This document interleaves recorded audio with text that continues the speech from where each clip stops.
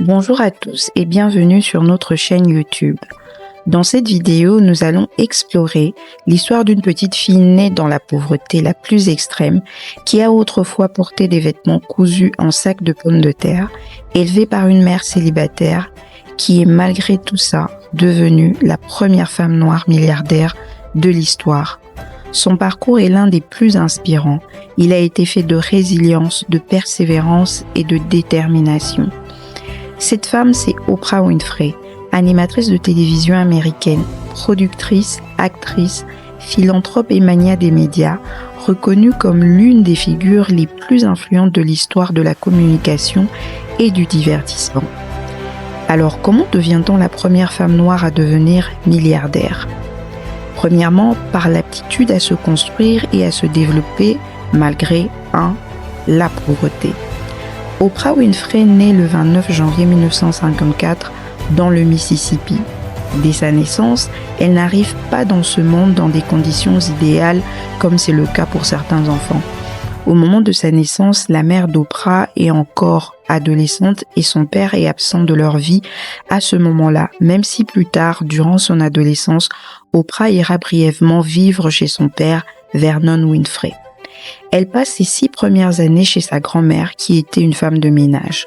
Oprah racontera plus tard que celle-ci lui infligeait des corrections très sévères mais qu'elle se montrait aussi très encourageante. La famille d'Oprah vivait dans une grande pauvreté, ce qui explique pourquoi elle a eu à porter des robes cousues à partir de sacs de pommes de terre, une situation qui lui valait souvent les moqueries des autres enfants. Deuxièmement, par l'aptitude à se construire malgré le rejet d'une mère. Dans une émission, Oprah expliquera qu'en arrivant chez sa mère après ses 6 premières années passées chez sa grand-mère, elle s'est sentie rejetée par celle-ci, notamment à cause de la couleur de sa peau, plus foncée que celle de sa mère. En troisième position, par l'aptitude à se construire malgré les abus.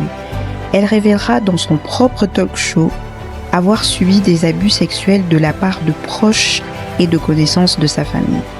Quatrièmement, malgré la perte d'un enfant. À l'âge de 14 ans, elle tombe enceinte et perd son nouveau-né peu après la naissance. Et pourtant, au milieu de toutes ces difficultés, la petite Oprah possède un talent que beaucoup lui reconnaissent très tôt. Ayant appris à lire dès l'âge de 3 ans, elle se distingue rapidement par ses capacités intellectuelles. À l'église, elle est surnommée la prédicatrice en raison de sa capacité à réciter les versets de la Bible. Malgré tous ces traumatismes, Oprah trouve en elle le moyen de se construire et de se développer à travers ses études. Portée par son désir d'apprendre, Oprah reste une élève brillante à l'école. Ses talents d'oratrice lui permettent de remporter en 1971 un concours d'éloquence, une victoire qui lui ouvre les portes de l'université de l'État du Tennessee grâce à l'obtention d'une bourse. 2. On devient la première femme noire à devenir milliardaire par de la ténacité et de la persévérance malgré l'adversité. Oprah est d'abord approchée par une chaîne de radio durant sa première année d'école secondaire où elle commence à travailler. Elle y restera encore pendant ses 2 premières années d'université. Puis de la radio, Oprah bascule progressivement vers la télévision, un tournant décisif qui va changer sa vie. Parce qu'en entrant dans le monde de la télévision, Oprah Winfrey ne va pas seulement devenir animatrice, elle va créer un empire. En 1976, Oprah est engagée par une chaîne locale de Nashville où elle fait ses débuts à la télévision comme journaliste reporter. À cette époque, l'industrie télévisuelle est largement dominée par des hommes blancs et pour une femme noire comme Oprah, être prise au sérieux devant la caméra constitue un vrai défi. Dans une interview, elle expliquera qu'il est déjà arrivé qu'on lui demande de changer son apparence parce que ses yeux, ses cheveux, son nez posaient problème pour la télévision. Oprah déclara que quand on vous dit ça, il vous faut trouver autre chose pour vous apprécier. À l'époque, les standards de beauté étaient très restrictifs et peu adaptés à la diversité naturelle, surtout lorsqu'il s'agissait d'une femme noire à l'écran. Malgré toutes ces épreuves, elle devient la première femme noire à présenter les journaux télévisés locaux dans cette région, une distinction qui en soi est un signe de son talent. En 1978, après une période difficile, elle manque de peu d'être licenciée et se voit reléguée à un talk show local, une émission moins prestigieuse que les informations. Mais cette relégation va devenir une opportunité. C'est là qu'elle découvre qu'elle a un vrai don pour communiquer avec le public et créer une vraie connexion émotionnelle avec les téléspectateurs. En 1983, elle s'installe à Chicago pour le compte de la chaîne WLS-TV. Elle prend alors en charge un talk show matinal qui au départ est le programme le moins regardé de la grille.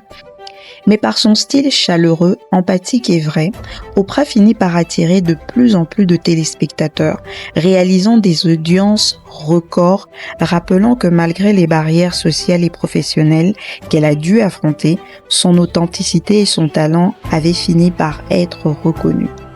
Le troisième moyen de devenir la première femme noire milliardaire, c'est par le travail acharné et l'innovation. En 1986, Oprah lance The Oprah Winfrey Show. Ce sera les débuts de son ascension. Cette émission quotidienne lui fera acquérir une renommée nationale. Elle deviendra l'émission de talk show la plus regardée de l'histoire de la télévision américaine. The Oprah Winfrey Show deviendra également une plateforme incontournable pour les personnalités les plus influentes du monde. Oprah y recevra des chefs d'État, des figures politiques majeures, des artistes internationaux, des intellectuels et des leaders spirituels. Parmi ses invités les plus marquants figurent notamment Nelson Mandela, Barack Obama, Michelle Obama, Michael Jackson ou encore Whitney Houston.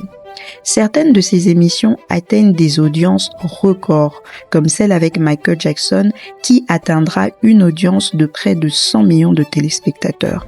Chaque apparition dans l'émission devient un événement médiatique, capable d'influencer l'opinion publique, de relancer une carrière ou de faire entrer un sujet de société au cœur du débat national. L'émission va durer 25 ans et prendra fin en 2011. Elle totalisera exactement 4561 épisodes et sera diffusée dans plus de 100 pays. Vous vous demandez sûrement quel est le secret de ce grand succès.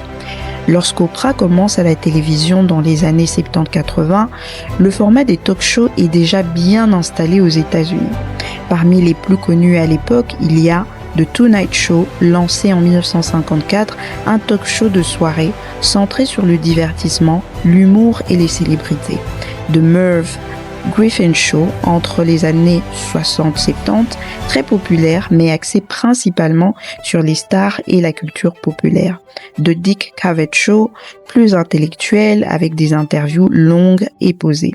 The Phil Donahue Show, lancé en 1967, l'un des premier à faire participer le public et à aborder des sujets sociaux. Alors, qu'est-ce qu'Oprah change ou alors qu'est-ce qui explique cet énorme succès? Ce qu'Oprah apporte est révolutionnaire et innovant pour l'époque. Une femme noire comme principale animatrice, un ton émotionnel, empathique et intime.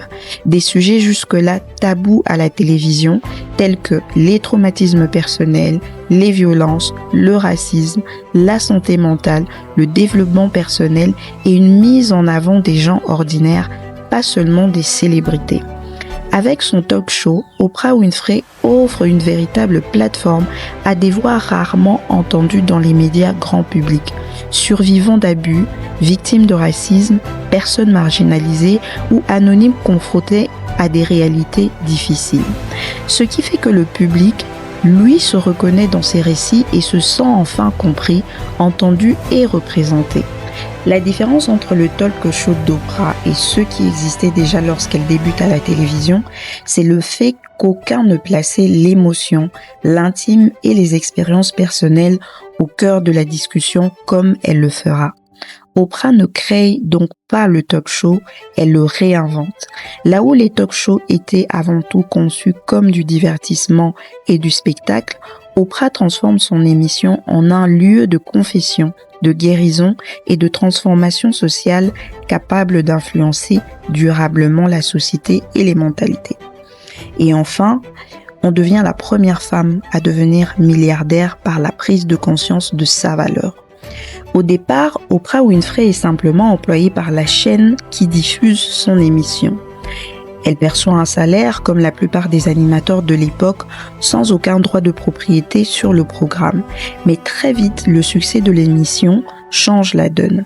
À mesure que les audiences explosent, Oprah commence à renégocier sa place, d'abord en obtenant des meilleurs revenus et une plus grande liberté éditoriale. Progressivement, elle comprend que le véritable pouvoir à la télévision ne se limite pas à être à l'antenne, mais réside dans la propriété du contenu. À partir de cette prise de conscience, Oprah Winfrey décide de ne plus être seulement le visage d'un programme à succès, mais d'en devenir la véritable architecte. En 1986, elle fonde sa propre société de production, Harpo Productions. Ce choix est audacieux, presque inédit à l'époque, surtout pour une femme noire dans une industrie dominée par des hommes blancs et de grands groupes médiatiques. Désormais, The Oprah Winfrey Show n'est plus simplement une émission diffusée par une chaîne. Elle est produite par Oprah elle-même et les chaînes achètent le programme, mais Oprah conserve les droits, le contrôle éditorial et la vision globale. Ce changement de statut transforme radicalement sa position. D'animatrice salariée, elle devient productrice exécutive, chef d'entreprise et propriétaire de son contenu. Ce tournant stratégique va non seulement sécuriser son indépendance, mais aussi faire d'elle la première femme noire milliardaire. Et voilà comment, à 32 ans, elle devient millionnaire et en 1995, c'est-à-dire à 41 ans, sa fortune s'élève à 340 millions de dollars. Elle apparaît désormais dans la liste des 400 personnes les plus riches des États-Unis, mais aussi comme la seule femme noire de cette liste à cette époque. En 2000, avec 800 millions, elle devient l'Afro-Américaine la plus riche du XXe siècle. Elle entre dans l'histoire en 2003 en devenant la première femme noire milliardaire au monde. Et pendant 3 ans, entre 2004 et 2006, elle est la seule personne noire milliardaire au monde selon le classement Forbes. En 2011, elle lance sa propre chaîne de télévision, OWN, de Oprah Winfrey Network. En 2019, c'est avec Apple qu'elle signe un contrat pour la diffusion de plusieurs shows télévisés et audio. N'importe qui aurait pu baisser les bras après avoir vécu autant d'épreuves, mais Oprah n'a pas laissé toutes ces épreuves guider ses choix et contrôler sa vie. Comme elle le dit, qu'importe d'où tu viens, qui tu es, tu peux réussir. À travers cette vidéo, j'adresse une forte pensée à toutes les femmes de l'Est de la République démocratique du Congo ayant subi des violences basées sur le genre. J'espère que cette vidéo vous aura plu et qu'elle vous aura inspiré. À bientôt sur ma chaîne pour plus de contenu inspirant.